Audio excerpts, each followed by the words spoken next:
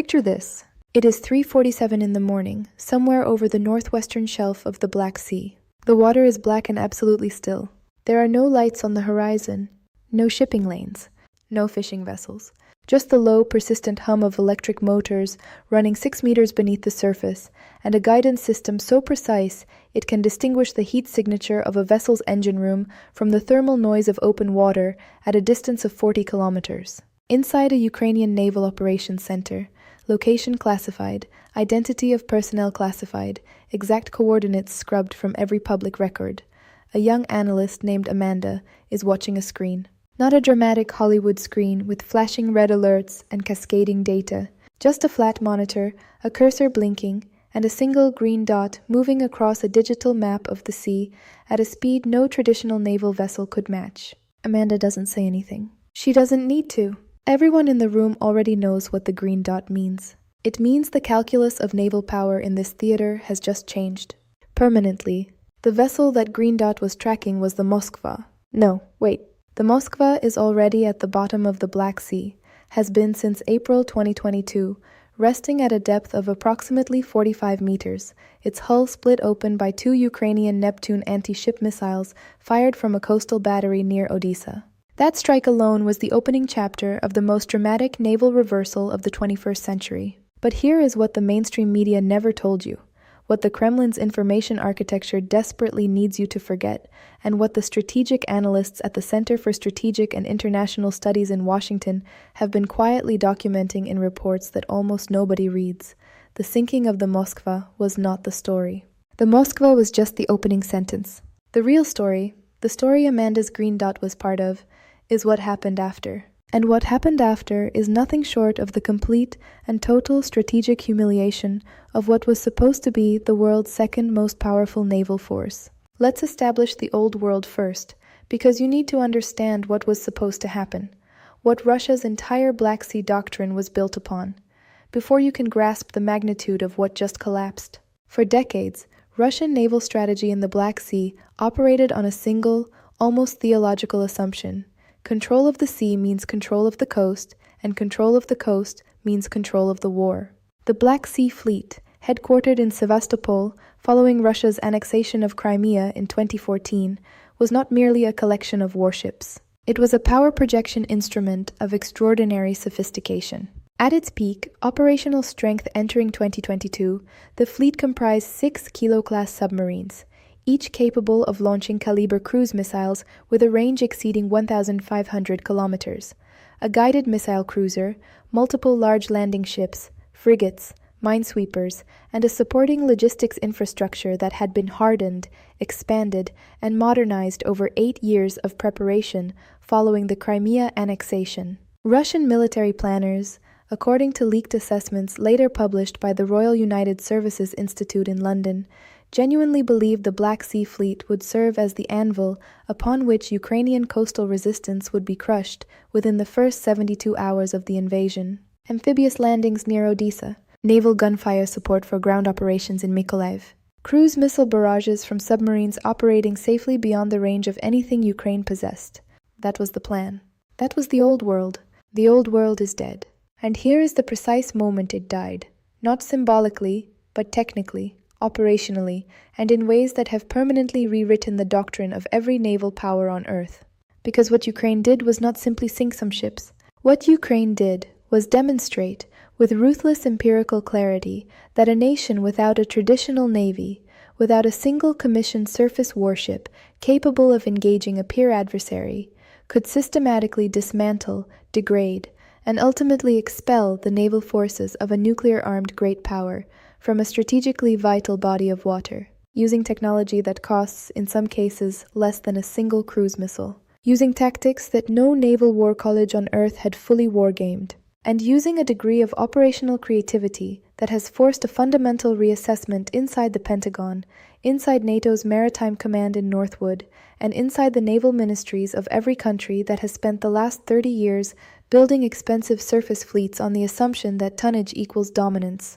But while the world was watching the fireballs and the satellite imagery of burning vessels, something far more significant was happening beneath the surface of the strategic picture, something that the Kremlin's public statements have been carefully engineered to obscure, and something that only becomes visible when you cross-reference the vessel tracking data from marine traffic, the synthetic aperture radar imagery published by Planet Labs and Maxar Technologies, and the operational logs that Ukrainian naval intelligence has selectively declassified for strategic signaling purposes. What was happening was this: Russia was losing not just ships, Russia was losing access. And the difference between those two things is the difference between a tactical setback and a strategic catastrophe. Here is the technical reality that you need to anchor everything else to. The Ukrainian weapon that changed everything, the weapon that Amanda's green dot represented on that screen at 3:47 in the morning, is not a missile in the traditional sense. It is a Magura V5 naval drone, uncrewed, sea surface launched, approximately 5.5 meters in length, powered by a 100 horsepower gasoline engine that gives it a range of approximately 800 kilometers at a cruising speed of 42 knots, fast enough to outrun the response time of most vessel-based close-in weapon systems when operating in coordinated swarms. Its warhead carries 320 kilograms of high explosive. For reference, a single Magura V5 carries enough explosive force to create a kinetic impact event equivalent to what naval engineers classify as a mission kill on a vessel up to frigate class, meaning the ship may remain afloat, but its operational capability is permanently degraded. Now multiply that by 6, or 12, because Ukraine has demonstrated the ability to coordinate simultaneous multi-vector drone attacks against single targets, using electronic warfare suppression to blind the vessel's radar systems in the critical seconds before impact, a technique that NATO electronic warfare specialists at the Allied Maritime Command described in a February 2024 assessment as, and I am quoting directly here, a tactical innovation with no current reliable countermeasure at the fleet level. Let that sink in for a moment. No current reliable countermeasure at the fleet level. This is not a Ukrainian press release. This is not Kiev's information warfare apparatus spinning a narrative for Western consumption. This is NATO's own maritime command, in an internal assessment, acknowledging that the weapons Ukraine has deployed against Russia's Black Sea Fleet represent a category of threat for which the world's most sophisticated naval alliance does not yet have a systematic answer. And if NATO doesn't have the answer, Russia certainly doesn't. Which brings us to the cascade of losses that transformed the Black Sea from a Russian operational lake into what Ukrainian Defense Minister Rustem Umerov, in a statement that was precise enough to be chilling, called a cemetery of Russian naval ambition. Let's walk through the scorecard, because the numbers are the story, and the numbers are devastating. The Moskva, April 14, 2022. Flagship of the Black Sea Fleet. Slava-class guided missile cruiser.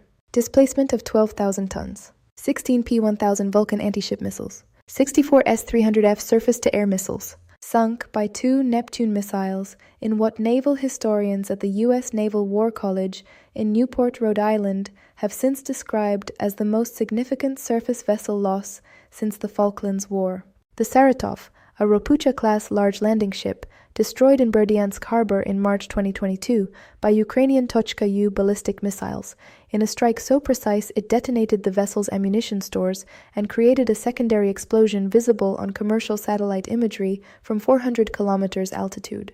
The Rostov-on-Don, a Kilo-class submarine, one of the crown jewels of Russia's underwater cruise missile capability, struck in Sevastopol's dry dock in September 2023 by Ukrainian Storm Shadow cruise missiles, its pressure hull catastrophically compromised, the vessel subsequently assessed by British Defense Intelligence as beyond economical repair. The Minsk, another Rapucha-class landing ship, struck in the same September 2023 attack, suffering catastrophic structural damage.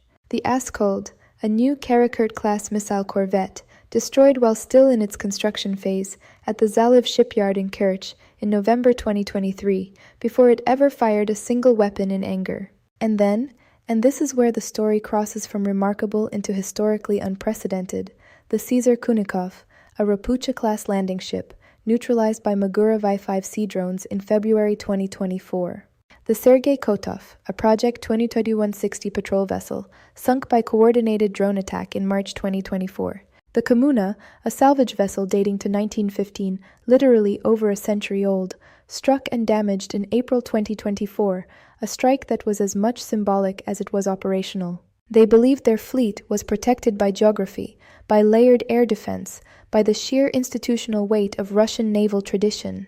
They were wrong, and the price of that error was not just measured in steel and fire. It was measured in the complete abandonment of Sevastopol as a viable forward operating base for major surface vessels.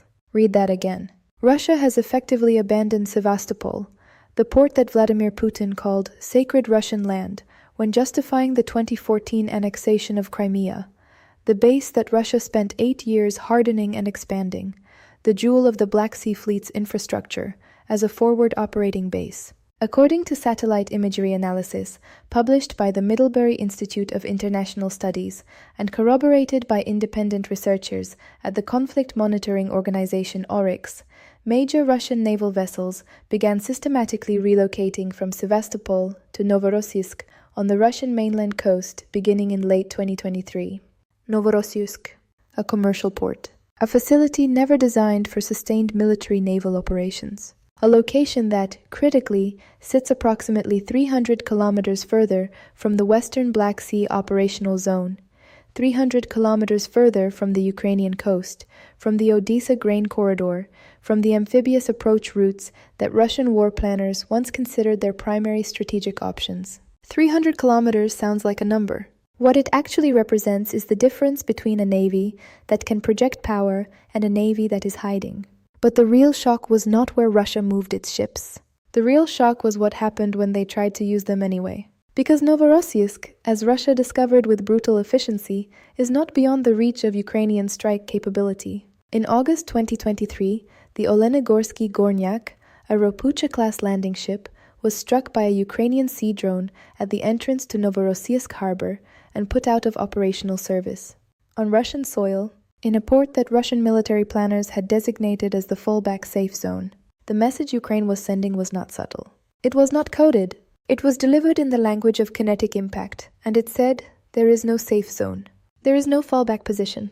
There is no harbor on this sea where your vessels are beyond our reach." And the Kremlin, for all its public rhetoric about the inviolability of Russian territory and the inevitable triumph of Russian arms, responded to that message in the only way that the evidence supports, by pulling its submarines and its most capable surface vessels even further back, reportedly relocating Kilo-class submarines to the port of Novorossiysk's inner basin and restricting their operational deployments to conditions of maximum sensor coverage and air defense umbrella. Submarines that were designed to roam the deep water and launch cruise missiles at targets across the European continent.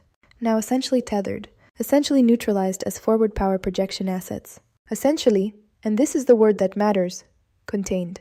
While the media ignored this, something even more consequential was unfolding in the grain corridor. Because Russia's ability to blockade Ukrainian grain exports, to weaponize food as a geopolitical instrument against the global south, to hold African and Middle Eastern food security hostage to its demands at the negotiating table, depended entirely on the Black Sea Fleet's ability to enforce that blockade through naval presence. The United Nations Black Sea Grain Initiative, which Russia suspended in July 2023 after claiming it was not receiving sufficient sanctions relief, was supposed to have given Moscow leverage. Russia calculated that cutting off grain exports would generate international pressure on Ukraine to negotiate. What Russia did not calculate was that Ukraine would simply ignore the blockade.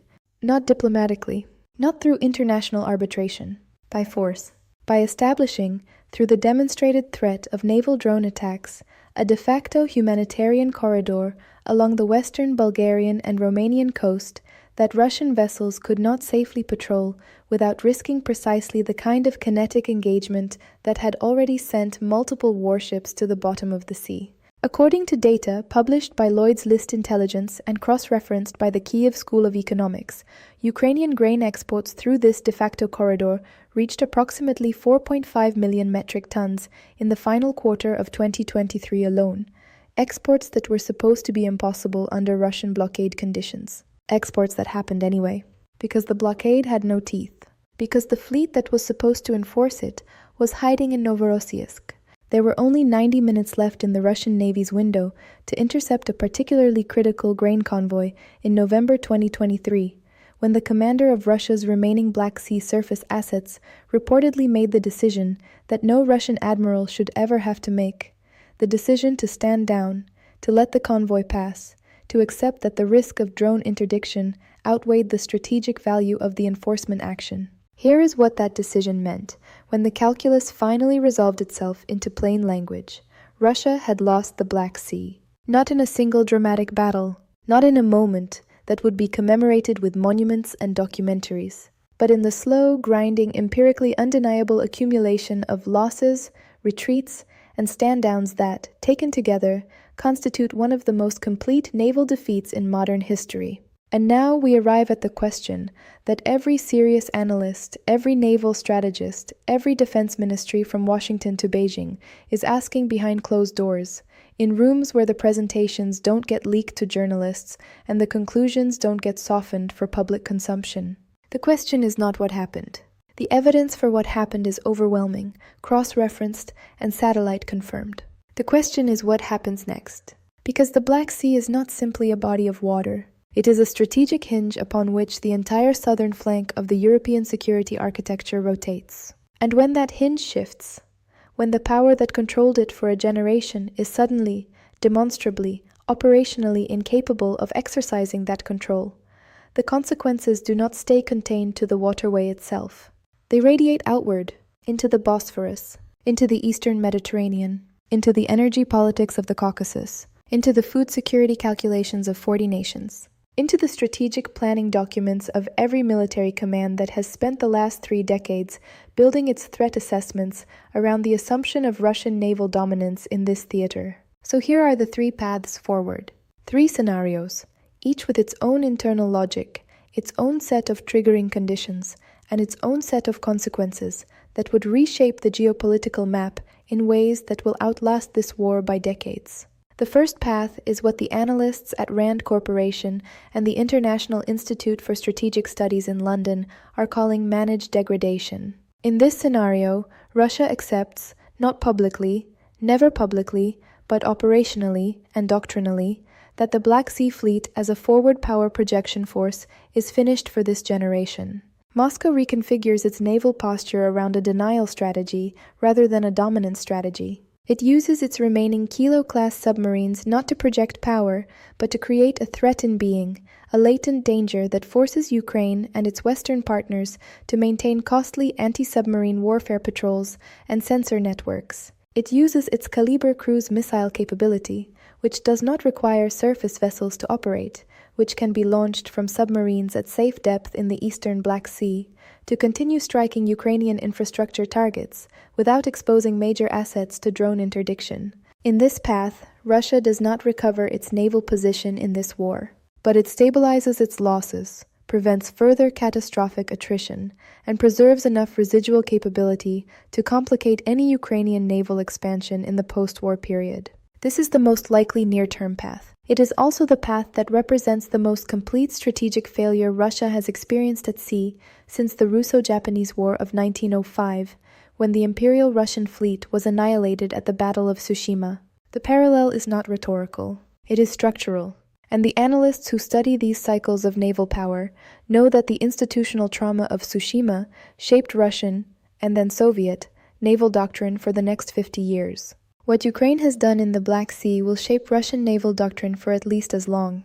The second path is regional realignment. This is the scenario that keeps the planners at NATO's Supreme Headquarters, Allied Powers Europe in Mons, Belgium awake at odd hours, not because it is the most likely outcome, but because it carries the highest systemic risk if it unfolds faster than the alliance's institutional response mechanisms can adapt. In this scenario, Turkey, which controls access to the Black Sea through the Turkish Straits under the 1936 Montreux Convention, begins to recalibrate its strategic positioning in response to the fundamental shift in Black Sea power dynamics. President Erdogan's government has already demonstrated an extraordinary capacity for playing both sides of the Ukraine conflict simultaneously, selling Bayraktar TB2 drones to Ukraine while maintaining economic relationships with Russia that have made Turkey one of the primary conduits for sanctions evasion. But the Montreux Convention question is the critical variable. Under the Convention's wartime provisions, Turkey has the authority to close the straits to warships of belligerent nations. Turkey invoked this provision in February 2022, preventing Russian naval reinforcement through the Bosphorus. But the Convention also prevents NATO members from freely deploying warships into the Black Sea in support of Ukraine. As Russia's naval position collapses further, the pressure on Ankara to make a definitive strategic choice to either facilitate a more robust NATO naval presence in the Black Sea or to leverage its straits control as a bargaining chip in its own bilateral negotiations with Moscow and Washington simultaneously will become irresistible. The outcome of that choice will determine whether the Black Sea becomes a NATO-aligned operational zone or a contested vacuum that multiple regional powers rush to fill.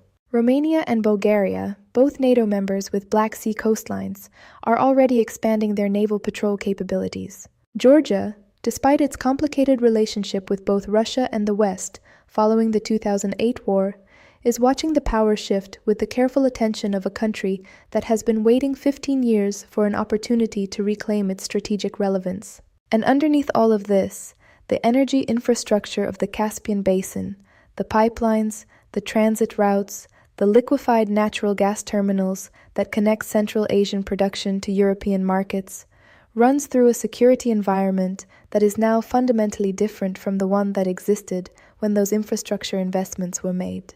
The third path is the one that nobody in an official position will say out loud, but that the wargame scenarios at the US Naval War College and the UK's Defence Science and Technology Laboratory have been quietly modeling for the past 18 months. Total escalation. Not nuclear escalation. That threshold has its own separate and terrifying logic. But conventional escalation of a kind that transforms the Black Sea conflict from a bilateral war between Russia and Ukraine into a direct naval confrontation between Russia and NATO.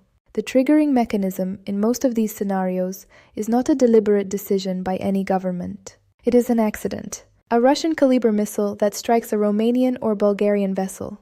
A sea drone that malfunctions and crosses into Turkish territorial waters and triggers a response. A Russian submarine that, operating under the stress of degraded communications and restricted patrol patterns, misidentifies a NATO patrol aircraft and fires. In the age of automated threat response systems, of compressed decision timelines, of commanders who have been operating under sustained pressure for years and whose judgment is calibrated to a threat environment that has no clear rules of engagement, the distance between a miscalculation and a catastrophe is measured not in miles, but in minutes.